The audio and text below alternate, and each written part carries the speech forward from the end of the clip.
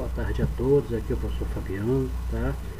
Hoje a gente vai trabalhar aí a unidade 4, tá? O capítulo 14 em Geografia, tá? Com o seguinte tema: localização espacial e concentração das indústrias.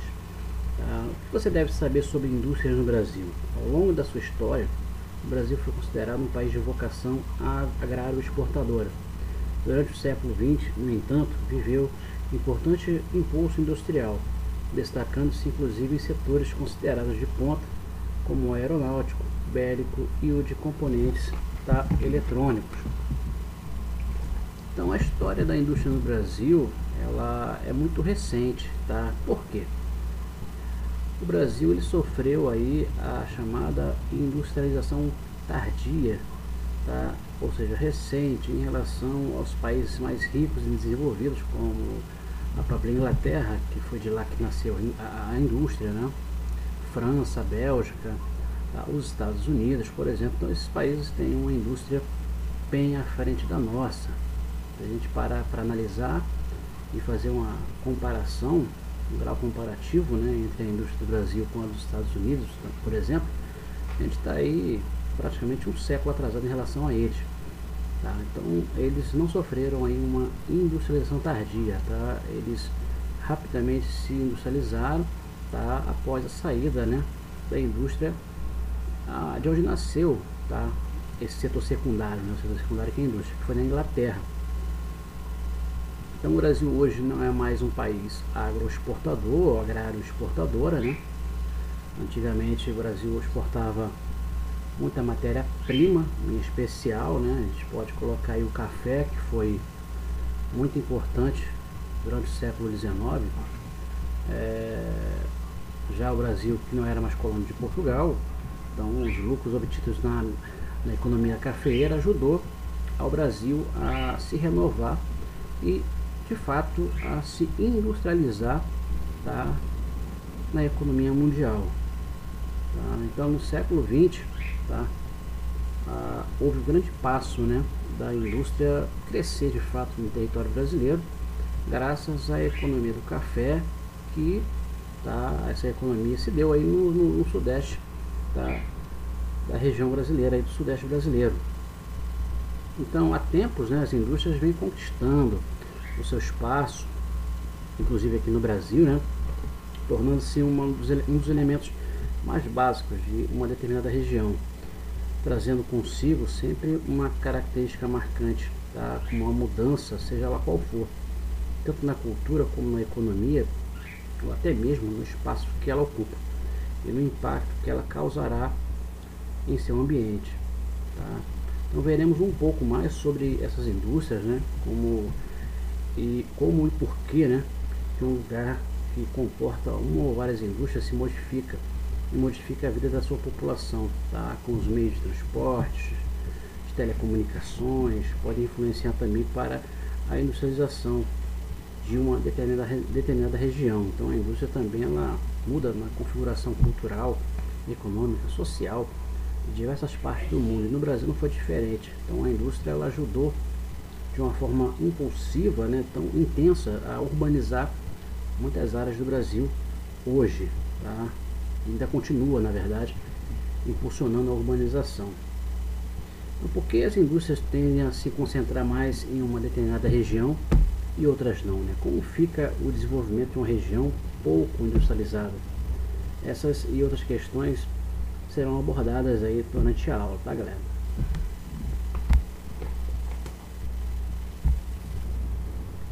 O histórico da indústria no Brasil está relativado a alguns pontos determinantes, tá? No início da industrialização do Brasil. O primeiro aí, fim do século XIX, fraco desempenho no setor industrial, né? A produção cafeeira era a fonte de riqueza nacional.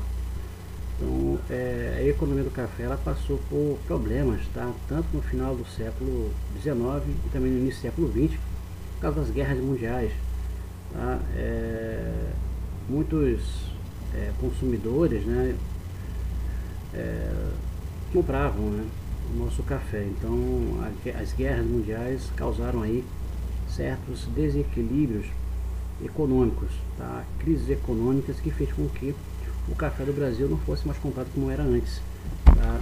E causou uma crise na economia brasileira e se precisava renovar, né? Se precisava repensar de uma nova forma industrial no território brasileiro, tá? Processos de industrialização 100 anos após a Revolução Industrial, tá? Então o Brasil passou aí por uma industrialização tardia, ou seja, recente, em relação aos países como a Inglaterra, como a Bélgica, como a França, como a Holanda, como os Estados Unidos, tá? Então a gente está atrás, tá? E totalmente dependente de tecnologia industrial estrangeira, tá? Maquinários, tecnologia, softwares, hardwares, tá? Hoje a indústria está automatizada, tá? Então toda a tecnologia, tá, industrial, tanto em peças e maquinários e também programações, tá, automações, né? O Brasil é totalmente ainda dependente de recursos estrangeiros. Impulso industrial, recursos da cafeicultura, a economia do café, ou seja, os lucros obtidos na economia do café, fez com que a expansão urbana, né, a indústria começou a se difundir, a ser crescida, né, e as cidades começaram a aparecer, tá, o Brasil começou a se urbanizar, a chegada das ferrovias, tá, as ferrovias eram os principais meios de transporte do início, né, da industrialização do Brasil, até na economia do café, tá? A chegada das ferrovias, isso ajudava a escoar toda a produção, tá, de alimentos, de matérias-primas aos portos, como o de Santos, por exemplo, que é um dos mais antigos do Brasil. E os imigrantes que chegaram no território brasileiro, muito qualificados para trabalhar com a terra, né, no setor agrícola, isso ajudou, os imigrantes ajudaram muito na produção cafeeira, tá? Italianos, por exemplo, alemães, tá? Muitos outros imigrantes vieram para trabalhar, tá? E receberam doações de terrenos, tá? Para trabalharem a economia do café, tá? Então esses fatores aqui foram importantes para impulsionar a indústria após a produção cafeeira, que estava em crise, com fraco desempenho. Indústria dependente economicamente e tecnologicamente das nações desenvolvidas da época, que eu falei anteriormente, tá? O Brasil passou aí por uma industrialização tardia, ou seja, recente, é totalmente dependente, né? O Brasil hoje não trabalha a pesquisa, desenvolvimento, a educação a sério, tá? O nosso governo precisa ainda melhorar os indicadores, não só econômicos, mas como sociais, o IDH, né? E em relação à educação, tá? Então a gente ainda é totalmente dependente de tecnologia estrangeira, tá? Em relação aos Estados Unidos, por exemplo, tá? O sistema automotivo, o sistema de informática, tá? De maquinários, tá? Na Alemanha também, na França, tá? A gente está totalmente dependente desses países mais ricos, do Japão também, apesar do Japão ter sofrido uma industrialização tardia, também recente, tá? Mas lá a pesquisa, desenvolvimento e educação é levada mais a sério. O modelo de industrialização é a chamada substituição de importações da era Vargas, né? Getúlio Vargas quis produzir para não importar ou exportar, tá? Produzir no seu território, ou seja, produzir no Brasil e levar para fora, vender as suas mercadorias para os consumidores fora do país, ou seja, tentar aí o que? Conter a chegada das importações, que é mais cara do que exportar. Tá? Então uma importação, quando chega em grande escala num país, isso significa que o país vai gastar muito, tá? Com impostos, por exemplo, com mercadorias de fora, porque a maior parte desses países mais pobres, eles importam muita tecnologia de fora, produtos industrializados, e vendem muita matéria-prima, tá? O Brasil, por exemplo, durante o século XIX e anteriormente a esse século, era um país totalmente agrário. O histórico da industrialização, o governo Vargas, né, usou a intervenção estatal, ou seja, estatizar empresas na economia brasileira, e esses investimentos no setor de indústrias de bens de produção, como a indústria de base, tá, ou a indústria de material pesado, Tá? Então o Getúlio Vargas criou aí a CSN, que é a Companhia Siderúrgica Nacional, em Volta Redonda. Em 1941 criou a Companhia Vale do Rio Doce, em 1942, e a Petrobras em 1953. Temos também no governo Juscelino Kubitschek, de 1956 a 1961, investimento no setor industrial, especialmente na energia e transportes, tá? O incentivo ao capital estrangeiro. Então, com a criação de Brasília, tá? Com a construção civil, o ciclo da construção civil em Brasília, né? Onde muitos nordestinos foram para o Centro-Oeste trabalhar na construção civil, a criação de Brasília, a indústria automobilística, o sistema rodoviário, o transporte rodoviário cresceu muito. Os investimentos de tecnologia, tá, de capital estrangeiro e atrair, né, novos investidores, isso foi uma grande marca do governo JK, Juscelino Kubitschek. Temos também aí a história da ditadura militar, né, com um golpe militar, tá, de 1964 até 1985, crescente entrada de empresas estrangeiras no país. Houve um grande estímulo ao consumo da classe média, onde se teve créditos e incentivos, tá, os investimentos em grandes obras à custa de empréstimos internacionais, e com isso se deu o crescimento da dívida externa com a FMI. A década de 1970, o milagre econômico, ou chamado milagre brasileiro. E na década de 80, a década perdida, tá, galera? Antes dos militares, né, entrarem no poder, né, através do golpe militar, o presidente era João Goulart, né? Ele enfrentou aí, né, esse presidente enfrentou diversos problemas de governo, tá, agravados pelas dificuldades econômicas herdadas por Juscelino Kubitschek, tá, como a dívida externa e principalmente a inflação, tá, em meio a um cenário de guerra fria, tá, entre Estados Unidos, tá, e a antiga União Soviética, tá, e uma forte polarização ideológica mundial e nacional. João Goulart ele apresentou uma política nacionalista de reforma de base, incluindo a reforma agrária, tributária, bancária, eleitoral e financeira. Porém, essas propostas foram consideradas comunistas pelos setores mais conservadores, tá, da sociedade, servindo como estopim para um grande golpe de Estado, ou um golpe militar ocorrido em 64. E a partir daí, né, responsável por dar início a um regime militar que durou de 64 a 85.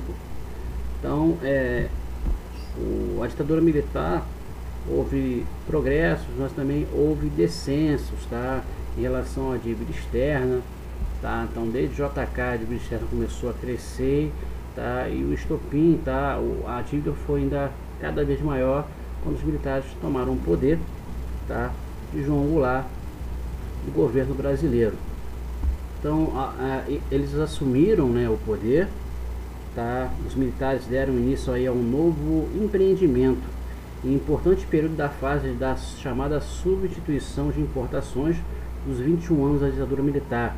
Destaca-se o período que vai de 68 até 73, conhecido como milagre econômico ou milagre, tá, brasileiro, no qual a economia cresceu em um ritmo acelerado. Assim como nos governos de Vargas e de JK, Juscelino Kubitschek, o crescimento esteve aí sustentado por fortes investimentos estatais, responsáveis pela aplicação de altas quantias na construção de infraestrutura e no desenvolvimento, também na expansão de serviços de empresas estatais. Contudo, tais recursos só puderam ser obtidos através de vultuosos, ou seja, grandes empréstimos realizados no exterior, o que aumentou rapidamente o endividamento público, tá, do governo brasileiro com a dívida externa com o FMI. A década perdida de 1980 ela significou um período financeiro de crise econômica não só no Brasil como em toda a América Latina durante a década de 80. Em geral, as crises consistiam em dívidas externas impagáveis, ou seja, altos juros, altos, né, valores que eram pedidos de empréstimos aos órgãos internacionais e mundiais, tá? E com isso houve um grande endividamento de vários países da América Latina. Então isso foi conhecido como uma década perdida. Então houve grandes déficits fiscais, perdas fiscais e volatilidade inflacionária, ou seja, as inflações só subindo, tá? O sistema cambial, tá? Crescendo para alguns países e descendo para outros, tá? Com as moedas mais valorizadas e outras mais valorizadas, e que na maioria dos países da região eram fixos, tá? Então os países aí da América Latina passaram por essa década perdida, tá? Por altos empréstimos pedidos aos órgãos internacionais, como o FMI, por exemplo, e não puderam pagar. Democratização política, né? Medidas para recuperar a economia, década de 1990, processos de privatização, falência de empresas e altos índices de desemprego. Então, após a ditadura militar, ao fim da ditadura militar, né? Depois de 20 anos, na verdade, de ditadura militar, lá no Brasil, o país passava por uma crise econômica, tá? O país aí passou por uma crise, além de ser econômica, também uma crise social e política. Então, a fim de acabar com este período, foi preciso fazer uma nova Constituição para o Brasil e, com isso, tá, garantisse a liberdade de direito de expressão e de igualdade social. De tal modo, o processo de democratização do país no campo político, tá, se deu em 84 com o movimento da Direta Já, que reivindicava a realização de eleições diretas para eleger o presidente do país.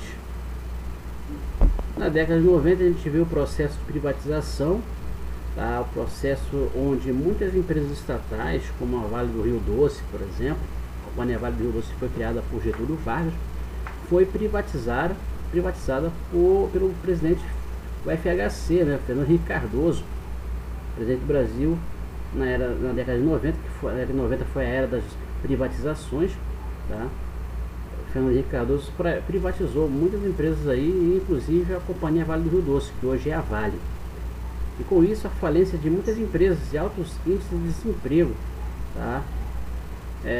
Com a chegada de muitas empresas estrangeiras, tá? E a privatização, tá, de muitas empresas que eram do Estado, isso causou falências e altos índices de desemprego, tá, no nosso território, inclusive também na indústria, na mineração, na pecuária, na agricultura, tá, no setor secundário e primário. Aqui, galera, a gente tem a localização industrial, tá, no nosso território brasileiro aqui. A gente vê um mapa aí com o título Brasil, distribuição espacial na indústria, né? Número de empresas, tá, de acordo com cada círculo aqui, sendo maior que o outro, o número vai crescendo, tá? E a gente vê aqui, em especial, o sul e o sudeste, tá, como as regiões mais industrializadas do país.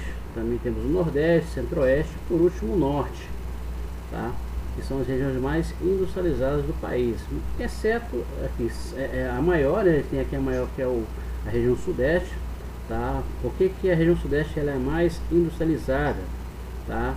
Então, de acordo com alguns governos e também durante o século XIX, com a economia do café, tá? Isso gerou um certo privilégio, tá, para o Sudeste ser mais altamente tecnológico, industrial, concentrar diversos tecnopolos, tá? São Paulo, a maior metrópole nacional, a maior receita em produto interno bruto, que é a soma de todos os lucros na mineração, na pecuária, na agricultura, na indústria e no comércio, tá? Temos o Rio de Janeiro também, que tem o segundo maior PIB do Brasil, tá? O produto interno bruto, tá? Temos Paraná, Santa Catarina, Rio Grande do Sul, Distrito Federal, Goiás, o Mato Grosso, temos os estados, praticamente todos os estados aqui, tá, do Nordeste, tá? E também aqui alguns estados da região norte, que é menos industrializada aqui nesse mapa, tá? A distribuição espacial ela está mais concentrada no centro-sul, tá? Pega aqui centro-oeste, tá? Sudeste e sul do Brasil. É o número de empresas, tá, fabris e industriais, tá? É dessa forma que a gente distribui a localização, tá, de uma forma estratégica espacial da indústria. Aqui temos a região sul, né? A região que compõe os três estados, como Santa Catarina, Paraná e Rio Grande do Sul. Essa é a localização industrial, né? A gente tem indústrias de transformação, naval, automobilística, entre outros, tá?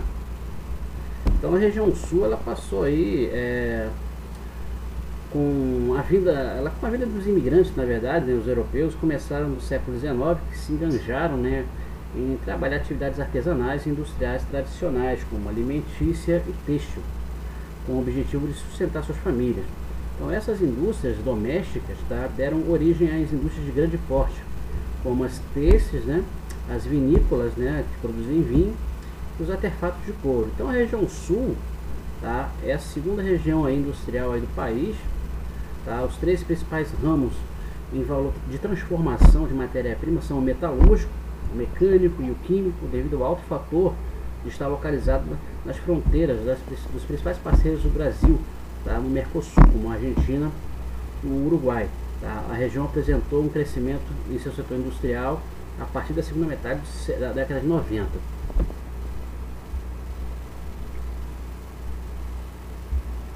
Localização industrial da região Nordeste, salto a partir da década de 90.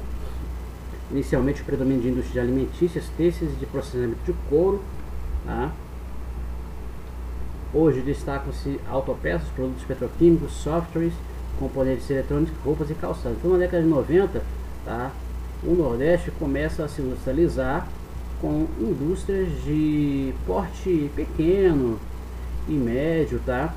Que não tinham alto poder tecnológico, tá? As indústrias alimentícias, têxteis de processamento de couro não detêm de alto processo tecnológico, de máquinas super avançadas, tá?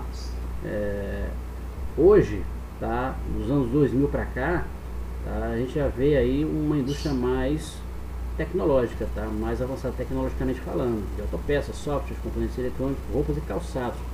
A região norte, a Zona Franca de Manaus, tá, é um grande polo industrial aí, criado no século passado, indústrias mecânicas de material de transporte e eletroeletrônicos. No Pará temos a grande concentração de indústrias extrativa mineral, destacam-se aí as siderúrgicas e as metalúrgicas e o processamento de bauxita, uma região que também tem muito ferro, bauxita, tá? Esses minerais, tá? Minérios, né, que são explorados no Pará, na região norte. O Centro-Oeste, né, pequena participação no cenário industrial nacional. As maiores concentrações são em Brasília, Campo Grande, Goiânia e Corumbá, onde encontramos indústrias na produção de cimento, alimentos, produtos químicos, tecidos e processamento de carne e couro. Tá? A maior parte aí do Centro-Oeste tem muitos pastos, muitas pastagens, tá? Áreas agricultáveis, tá? Já na localização industrial ela não é tão ampla como a região Sudeste e Sul. Temos o maciço do Urucum, que tem a forte presença da indústria extrativa mineral.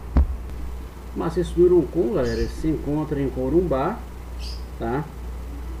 Uma zona rural lá de Corumbá, no Mato Grosso do Sul. Esse maciço ele é famoso por ser a maior e a mais culminante formação rochosa do estado, com mais de 1000 metros de altitude, tá? E tem a forte presença de mineradoras que exploram minério nessas regiões aí, tá?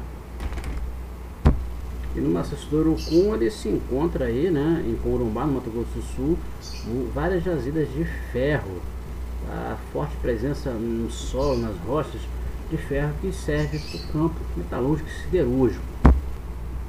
Aqui a gente vê a localização industrial, né? Temos 3 mapas, né? Brasil, indústrias segundo grau de inovação. Tá, deixa eu voltar aqui.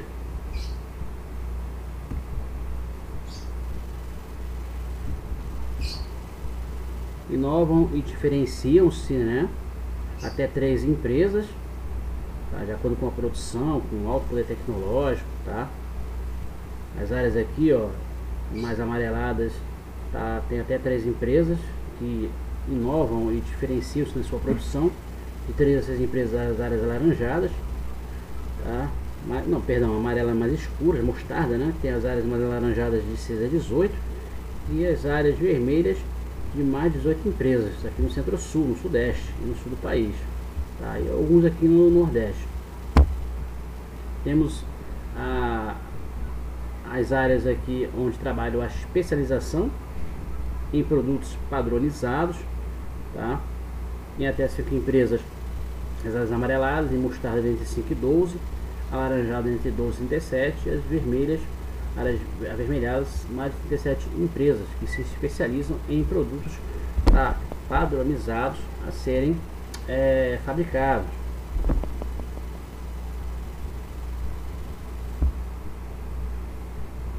Demais empresas, tá? A gente tem aí em amarelo até 6 empresas, em mostarda entre 6 e 15 empresas, em laranja entre 15 e 41 empresas, e em vermelho mais de 41 empresas, onde há uma grande diversificação, tanto de inovação e diferenciação, e de especialização de produtos padronizados, tá? Então o Brasil hoje é um país que produz diversos objetos, diversos produtos, tá? O Brasil hoje é um país emergente, um Brasil industrial, tá? Que ainda depende de tecnologia estrangeira, mas vem lutando aí para tentar ter a sua própria autonomia industrial ao longo dos anos, tá? E melhorando, tá? A inovação, a diferenciação, a especialização, tanto no que se produz, tanto na mão de obra qualificada, tá? Na aceleração, da automação dessas fábricas, né?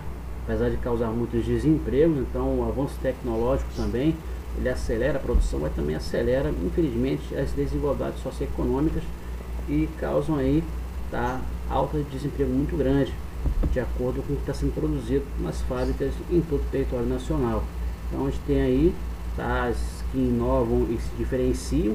Uma parte delas estão aqui, ó, tá, na região sul e sudeste, tá?